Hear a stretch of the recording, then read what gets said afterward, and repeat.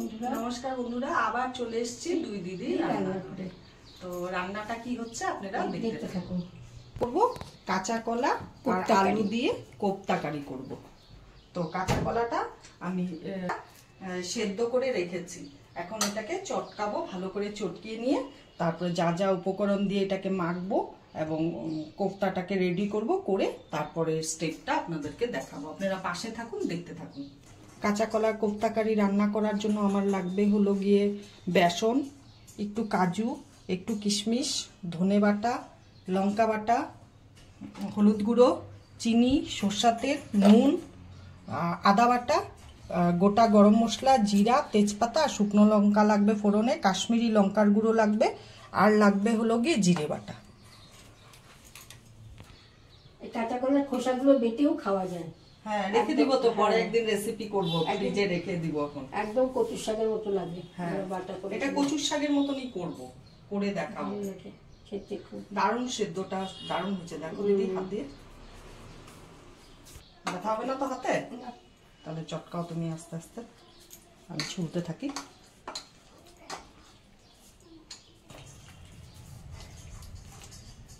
কাঁচা কলাটাকে এখন চটকাচ্ছে দিদি ভালো করে, ম্যাশ করে নিই। ততক্ষণে আমি তুলে দিলাম সবকিছু। এই কাঁচা কলা খোসাটা রেখে দিব, আরেকদিন আপনাদেরকে রেসিপি করে দেখাবো আমি। আর বললাম যে আপনারা কি ধরনের ভিডিও দেখতে চান আমাকে একটু কমেন্টের মাধ্যমে জানাবেন। আর 2 নম্বর কথা, আপনারা ভিডিওটা পুরোপুরি দেখেন না, ভিডিওটা প্রথম থেকে শেষ অবধি দেখবেন। আপনাদের কাছে আমার রিকোয়েস্ট, পুরো ভিডিওটা দেখবেন, কি প্রসেসে আমি করি, কত কম তেল মশলায় আমি রান্না করি। আর 2 নম্বর কথা হলো, ভিডিও যদি ভালো লেগে থাকে, ফেসবুক থেকে দেখেন তাহলে ফলো করবেন, লাইক করবেন, কমেন্ট করবেন আর শেয়ার করবেন। আর ইউটিউব থেকে যদি আমাদের ভিডিওগুলো দেখেন তাহলে সাবস্ক্রাইব করবেন আর পাশে দেওয়া বেল আইকনটা প্রেস করবেন। চটকানো তো হয়ে গেছে, একটু দানা দানা আছে, একটু ঠিক করে নিতে হবে। ওই যে এই আঙুলটা দিয়ে প্রেস করো। না, হয়ে গেছে। হয়ে গেছে, দিব সবকিছু একটু একটু করে মশলাগুলো দিয়ে দাও। দেখো তুমি বেসন এতটা দিচ্ছি, যদি লাগে তুমি আমাকে বলবা, তাহলে আরো বেসন। ঠিক আছে। হ্যাঁ,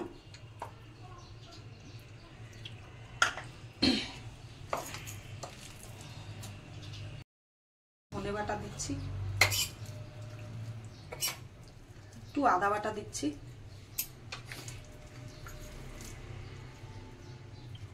একটু লঙ্কা বাটা দিচ্ছি,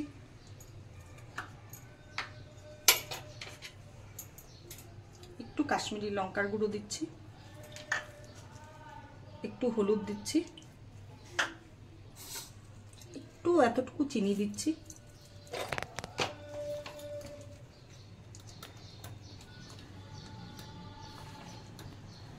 এতটুকু নুন দিচ্ছি।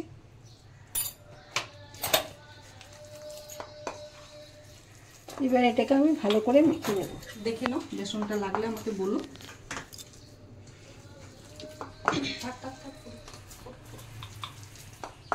লাগবে মনে হচ্ছে না বেসন, আর একটু লাগবে, দিচ্ছি আমি।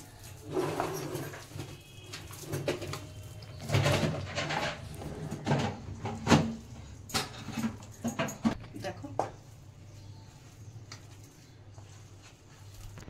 আমি একটু ঘি দিচ্ছি, আপনারা চাইলে দিতেও পারেন, নাও দিতে পারেন।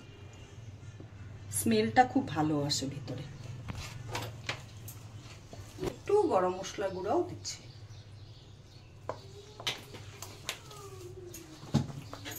কড়াইটা গরম হয়ে গেছে, এখন আমি তেল দিয়ে দিব। তেলটা গরম হতে থাক।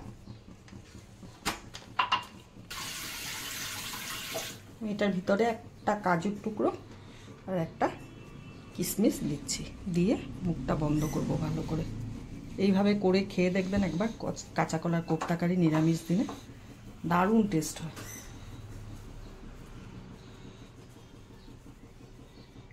হয়ে গেছে সুন্দর, একটু ঘিটা বেশি লাগবে।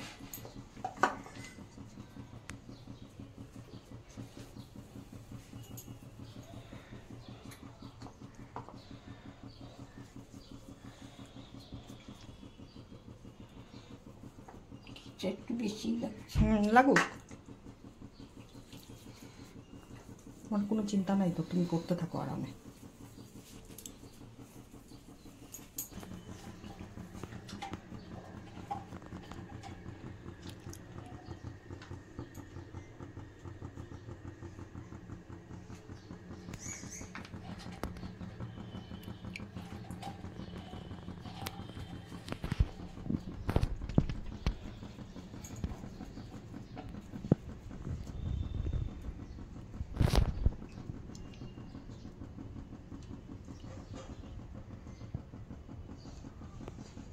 তেলের মধ্যে এক ছিটা ঘি দিয়ে দিব।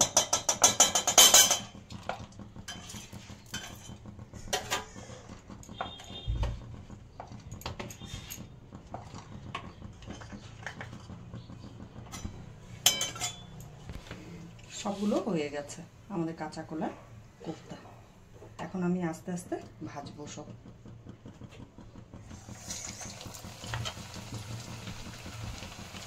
খুব লো ফ্লেম দিয়ে গ্যাসটাকে ভাজতে হবে। তেলটাকে হাই ফ্লেমে গরম করে নেবেন ভালো করে, তারপরে একদম লো ফ্লেমে ভাজবেন।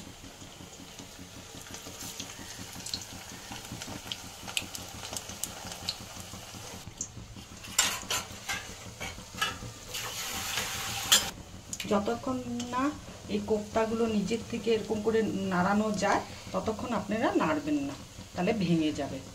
ও সরে যাচ্ছে দেখুন নিজের থেকে, তখন বুঝবেন যে একটা পিঠ হয়ে গেছে। এখন আমি উল্টাবো আস্তে আস্তে করে।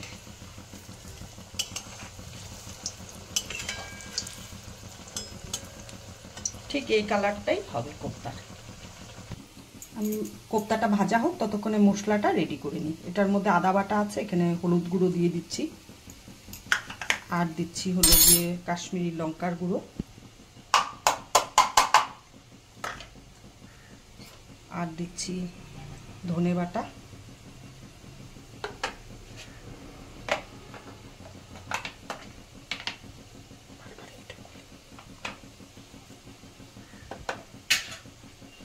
লঙ্কা বাটা,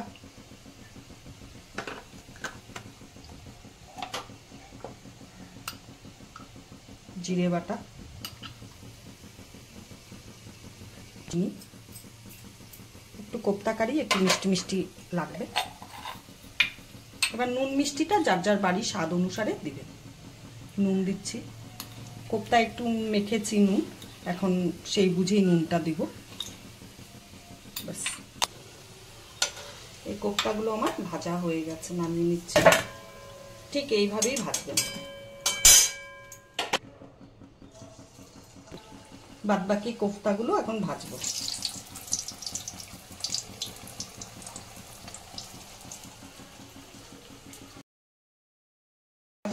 ভাজা হয়ে গেছে, এখন আমি মশলাটা কষাবো।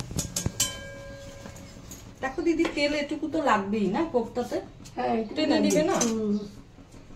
কোফতাগুলো দেখে মনে হচ্ছে একদম দেখো নরম হচ্ছে, মিষ্টি মনে হচ্ছে। গোলাপ জামুন। গোলাপ জামুন রসে চুপিয়ে দিলে কিন্তু একদম গোলাপ জামুনই হয়ে যাবে, কারণ এমন কিছু নাই বুঝলে।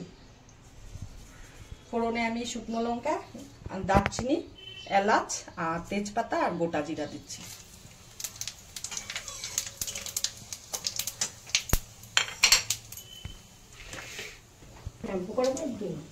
মশলাটা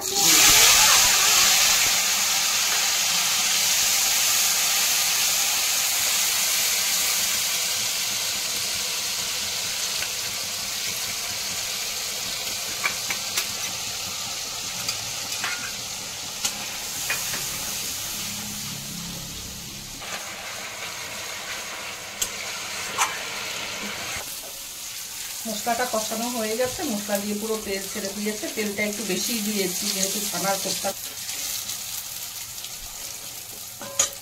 এখন জল দিব।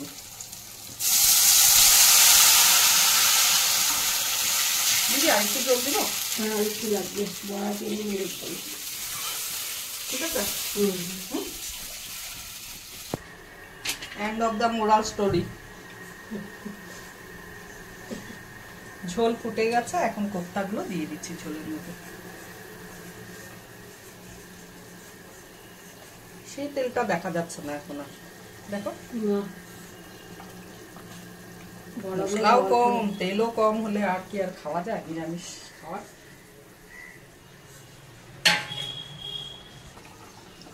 টরিটুম্পু মিষ্টির মতন হয়ে গেছে।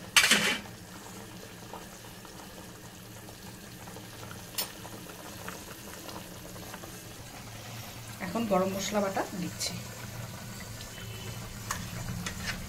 আর একটু ঘি দিচ্ছি।